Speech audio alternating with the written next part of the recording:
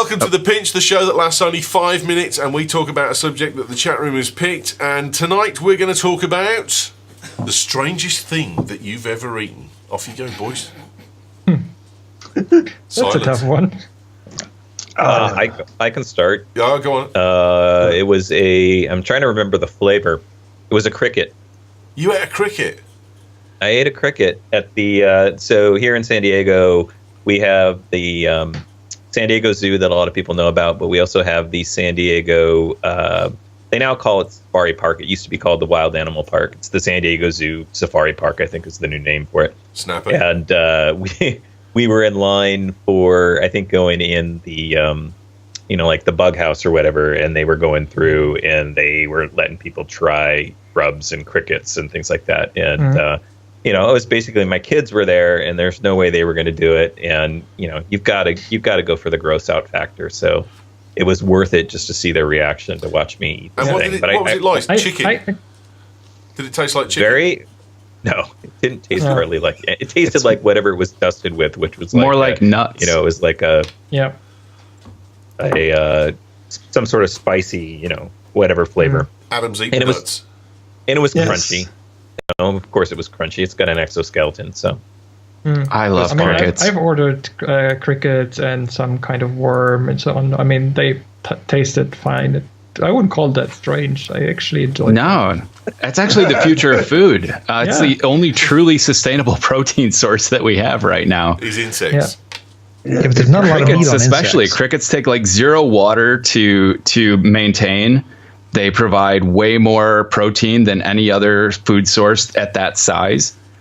And you can dry them, ground them into flour, make bread out of them. It's crazy stuff. Cricket. Have you guys heard of chirps? Oh, go on. No. What's chirps? Chirps chips are this new thing. They just I think went for the Guinness record for the largest nachos. I guess that came out of Shark Tank, but it is a cricket flour chip. Oh, I'm totally in. Run across the. Yeah, I'll put the link in the show notes. So if you run across these in the and for all the reasons that Brett was just mentioning, that's why they've developed this product. Only in America could you make cricket flour chips.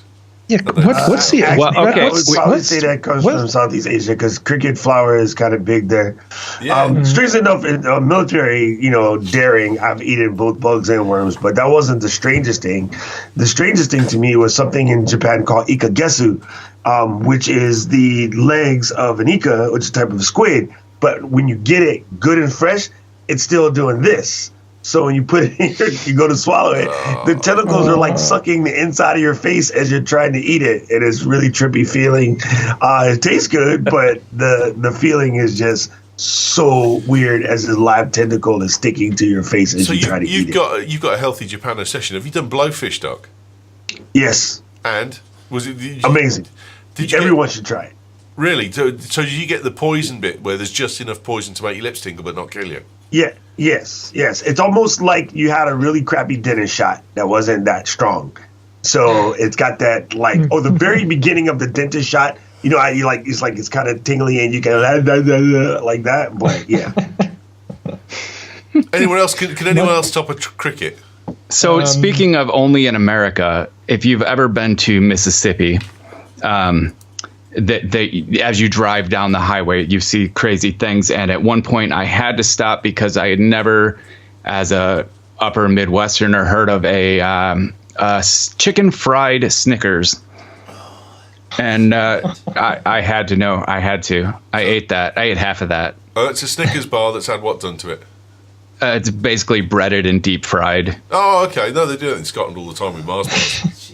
Yeah, that makes sense. Yeah. Scotland and Mississippi. Yeah. No, so they freeze it and then they put it in batter and then they drop it in the fryer. Yeah. The strangest and most disgusting thing I've eaten was, I think, fermented fish from, is it Norway? Somewhere in Scandinavia. Sweden, Norway. Lutefisk. That was Lutefisk, disgusting. Yeah. I did a thing. We have a thing in the UK called Comic Relief, which is a charity organisational thing, like a dial-in telly thing. Do that. The day that it was on, the company I was working for, I'm going back 25 years now, I said I'd eat any two food sources together for £1. So I had, my mum sent me down a tuna and marmalade sandwich, the guy that was the director of the firm gave me frog's legs and pig's ear to eat. And then I went out to a hotel where they were running a course, and the chefs in the hotel had created dishes for me to eat, and it was the worst possible combination of foods. Roll mop herrings in salted custard was the worst one. That was truly disgusting. That was heaps. Worse than tuna and marmalade? It was worse than tuna. Yeah. Tuna and marmalade is actually quite nice. Really? I'm surprised no one has said Rocky Mountain oyster. No. Now, this Has is not anyone weird, eaten those? But this, I have not. I've taken I them avoid out, testicles in general. yeah, Sorry, Chuck. mine's not weird.